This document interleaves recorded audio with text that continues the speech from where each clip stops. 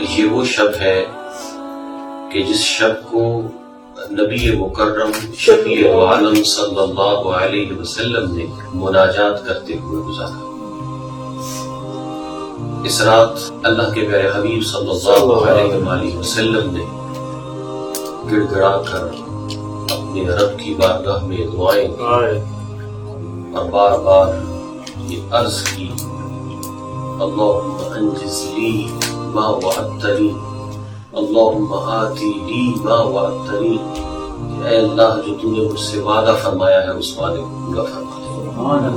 اے اللہ اس وعدے کی تکمیل فرما جو تو نے مجھ سے وعدہ فرمایا ہے۔ اور وہ وعدہ کیا کہ اہل حق کی نصرت کا، کی مدد کا، کفار کے مقابلے میں اہل ایمان کی مدد فرمانے کا۔ اور پھر اللہ کے حبیب علیہ السلام نے فرمایا کہ یہ جو مٹھی بھر مسلمان ہیں، کفار کی تعداد 1000 تھی اور اہل ایمان جو غزوہ بدر کے لیے آئے وہ 317 یا 313 یہ ان کی تعداد تھی، اور ان کے پاس تلواریں بھی پوری نہیں، اور ادھر کفار وہ مسلح تھے، زرہ پہنے ہوئے تھے، ان کی سواریاں بھی پوری تھی۔ یہاں نہ سواریاں پوری تھی نہ ہتھیار پورے تھے، اور تعداد کے اعتبار سے بھی کوئی جوڑ نہیں تھا۔ اللہ کے رسول نے اللہ کی بارگاہ میں عرض کی کہ الہی اگر آج یہ مٹھی بھر مسلمان ختم ہو جائیں گے تو پھر قیامت تک تیرا کوئی نام لینے والا نہیں رہے گا۔ ایک طرف یہ نیاز مندی کا عالم ہے، مومن میں دونوں پہلو ہونے چاہیے۔ ہم نے اس سے سیکھنا ہے کہ نیاز مندی کا عالم یہ ہے، اور ادھر مقام ناز کیا ہے، ادھر مقام ناز کیا ہے کہ حضور علیہ السلام نشان لگاتے پھر رہے ہیں، ہذا مصرع فلاں، ہذا مصرع فلاں، یہ فلاں کافر کے مر کے گرنے کی جگہ ہے، یہاں پر وہ کافر وہ مشرک مر کے گرا ہوگا، وہاں پر وہ گرا ہوگا، یہ مقام ناز ہے۔ اور اللہ تبارک و تعالی نے نبی کریم علیہ السلام کے مقام نیاز کو بھی اور مقام ناز کو بھی بدر میں پورا کر دیا، اور مقام ناز اور مقام ناز جو دونوں تھے وہ ہمیں نظر آتے ہیں۔ صحابہ کرام فرماتے ہیں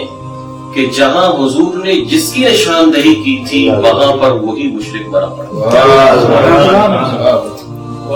تو یہ نبی کریم رؤوف الرحیم صلی اللہ علیہ وآلہ وسلم کی سیرت سے جو ہمیں دو رویے ملتے ہیں کہ کوئی بھی معرکہ آ جائے ہمارے دل میں نیاز مندی بھی ہونی چاہیے اللہ کی بارگاہ میں، اور ہمارے دل کے کسی کونے میں اس رب پر ناز بھی ہونا چاہیے، کیونکہ اگر نیاز مندی ہی ہو ناز نہ ہو تو بندہ مایوسی کی طرف چلا جاتا ہے۔ نیاز مندی کرتے کرتے بندے میں جو امید کی ایک جولانی پیدا کرتی ہے جو چیز، وہ اس کا اپنے رب پر ناز ہوتا ہے کہ میرا رب مجھے تنہا نہیں چھوڑے گا، اور کیوں چھوڑے گا؟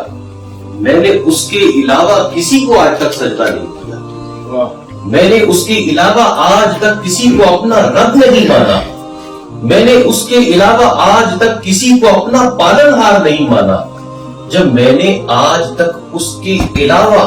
کسی کو اپنا پروردگار نہیں مانا تو وہ مجھے کیوں اکیلا چھوڑ دے گا؟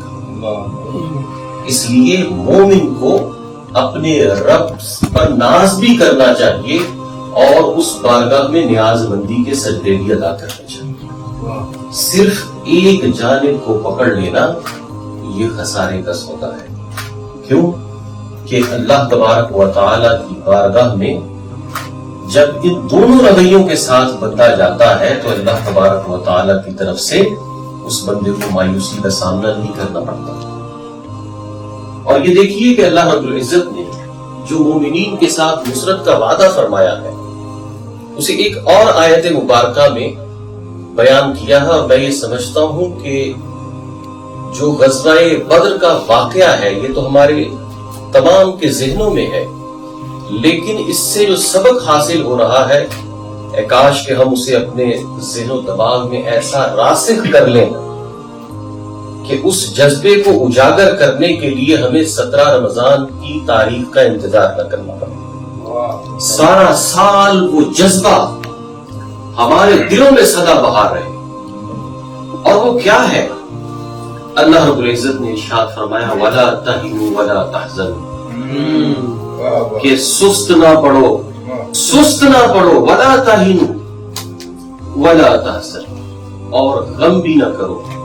وَأَنْتُمْ أَعْلَوْنَ إِن كُنتُم مُؤْمِنِينَ، تم ہی اعلیٰ ہو اگر تم مومن ہو، تم ہی سب پر فائق ہو اگر تم مومن ہو، اور تم ہی اعلیٰ، تم ہی لیڈر ہو اگر تم مومن ہو۔ اعلیٰ وہی ہوتا ہے جو لیڈر ہوتا ہے، تو اللہ فرما رہا ہے کہ تم ہی لیڈر ہو اگر تم مومن ہو۔ آج ہم اعلیٰ نہ رہے، سافل ہو گئے، اسفل ہو گئے، آج ہم لیڈر نہ رہے، آج ہم رفعتوں کے مکی نہ رہے، اس لیے کہ اللہ نے جو آگے شرط بیان کی تھی ان کنتم مؤمنین، اگر تم مومن ہو تو پھر تم اعلیٰ ہو۔ اگر تم مومن بننے کی کیٹیگری کے اندر صرف ایک نام کے طور پر شمار ہو رہے ہو تو یہ رفعتیں تمہارا مقدر نہیں ہو سکتی۔ اسی لیے کہا گیا کہ فضائے بدر پیدا کر فرشتے تیری نصرت کو اتر سکتے ہیں گردوں سے قطار اندر قطار۔ فرشتے آج بھی آسمانوں سے مسلمانوں کی نصرت کے لیے اتر سکتے ہیں، لیکن یہ کہ نیچے اگر جذبہ بدر والوں کا ہو تو تب اترے نا۔ جب ہم ان اصحاب بدر کی رفعت، قدر و منزلت اور ان کی استقامت کو اپنے لیے مشعل راہ ہی نہیں بنائیں گے تو پھر فرشتے ہماری مدد کو کیسے آئیں گے؟ ہم یہ دیکھتے ہیں کہ اہل دین پر، دین پسند لوگوں پر ظلم و جفا کے پہاڑ توڑ دیے جاتے ہیں، لیکن اندیکھی مددیں اب ہمیں دکھائی نہیں دیتی۔ اس کی وجہ کیا ہے؟ اس کی وجہ یہ ہے کہ ہم نے ایمان کے تقاضے جو اہل بدر میں تھے، ہم نے ان تقاضوں کو فراموش کر دیا۔ نبی مکرم شفیع دو عالم صلی اللہ علیہ وآلہ وسلم کی ذات کے ساتھ جو اصحاب بدر کی نسبت تھی، جس والہانہ طریقے سے، جس وارفتگی کے عالم میں اصحاب رسول کی محبت تھی، وہ محبت ہمیں اپنے اندر نظر نہیں آتی۔ ہمیں کسی قسم کی بھی وابستگی میں اگر گھیرا ہے تو گھیرا رہے، ہم کسی بھی معاش میں مبتلا ہیں تو مبتلا رہیں، ہم کسی بھی فیلڈ سے تعلق رکھتے ہیں ہم اس فیلڈ سے تعلق رکھیں، لیکن ہم گاہے بگاہے اپنا تعلق جناب رسول اللہ صلی اللہ علیہ وآلہ وسلم کی ذات کے ساتھ جو ہے اس کو چیک کرتے رہیں، اس کو چیک کرتے رہیں کہ ہمارا رسول اللہ سے تعلق کسی جو ہے وہ خلفشار کا شکار تو نہیں ہو گیا، کسی شرط کا شکار تو نہیں ہو گیا، کسی جو ہے وہ کام کے ہونے نہ ہونے کے ساتھ منسلک تو نہیں ہو گیا، کیونکہ رسول اللہ کے ساتھ ہماری ایک مومن کی، ایک اہل ایمان کی جو وابستگی ہے وہ غیر مشروط اور لامحدود ہونی چاہیے۔ رسول اللہ سے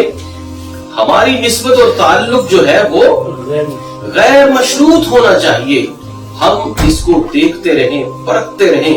اپنے گریباں میں جھانکتے رہیں، کبھی رات کی تنہائی میں، کبھی گلدستہ احباب میں اس چیز کو اپنے اندر محسوس کریں اور اس بیداری کو مزید اجاگر کریں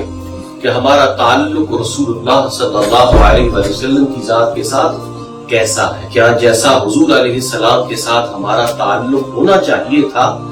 ہم نے ویسا، اس جیسا تعلق دنیا کی کسی اور شے سے تو استوار نہیں کر لی۔ جب ہم یہ دیکھ لیں گے کہ ہمارا تعلق رسول اللہ سے ایسا ہے کہ جیسے اصحاب بدر کے فیضان محبت سے ہونا چاہیے تھا، پھر فرشتے آپ دیکھیے ہماری انفرادی اور اجتماعی مدد کے لیے آسمان سے اتریں گے، ورنہ ہم دعائیں مناجات حسین سے حسین مرصع و مسجع الفاظ کے ساتھ کرتے رہیں لیکن کچھ نہیں ہونے والا۔